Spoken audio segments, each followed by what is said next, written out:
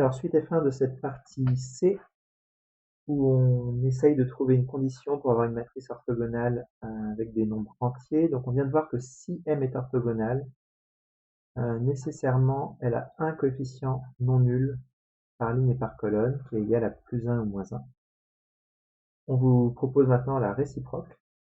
Alors là c'est indispensable, en plus on vous dit de le faire, c'est indispensable de poser le calcul du produit M fois transposé de M.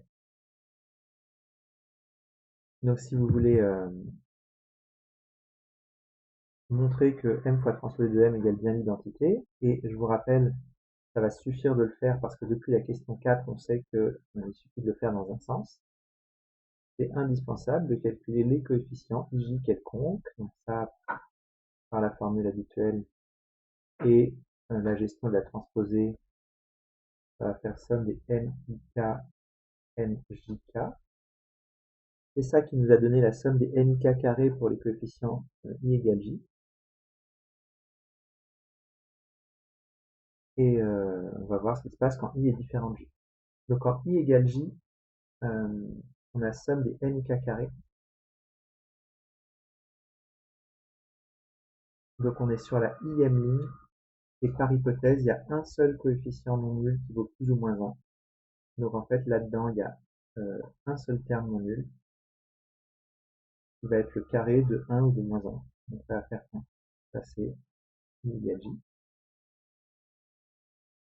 Et si i est différent de j, ben, c'est là qu'il faut justifier. I est différent de j, on est sur la kème colonne. Et donc pour chaque terme, chaque cas, on est sur la kème colonne. Et sur la kème colonne, il ne peut pas y avoir deux coefficients non nuls. Parce que, par hypothèse, j'ai un seul coefficient non nul par ligne et par colonne.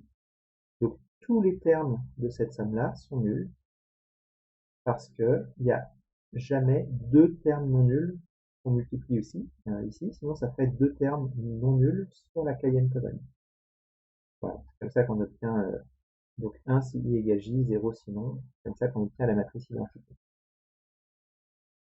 Si vous avez fait ça, c'est très bien. Bien sûr, il faut invoquer la question 4 pour dire qu'on a terminé. Donc ça suffit à montrer que M est orthogonal.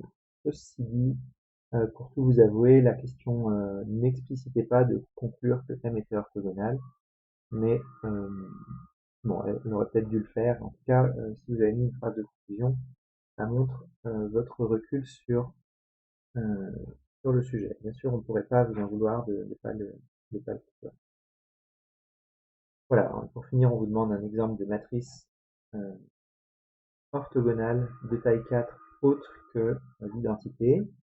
D'après ce qu'on a vu précédemment, il suffit de donner une matrice de taille 4 avec un coefficient seulement égal à 1 ou moins 1 par ligne et par colonne. Alors il y a des gens qui ont donné moins l'identité. L'énoncé aurait pu être un tout petit peu plus embêtant et demander une matrice qui soit pas diagonale. Donc il ne s'agisse pas juste de remplacer des 1 par des moins 1. Et dans ce cas-là, on peut penser à décaler tout simplement. Juste il faut s'arranger pour avoir un seul coefficient non nul par ligne et par colonne. Donc là, j'ai plus le choix, c'est soit 1, 1 ou 1 moins 1, ou alors ici, sur l'antidiagonale de ce bloc-là. Voilà, donc celle-ci ou n'importe quelle autre matrice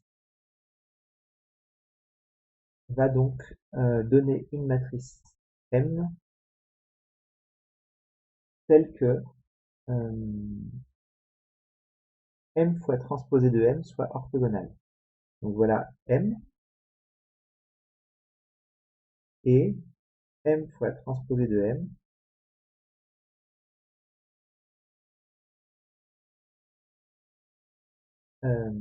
donc voilà, M est orthogonal et M fois transposé de M fait la matrice identité. On peut le vérifier si on veut, mais on l'a fait à la question précédente.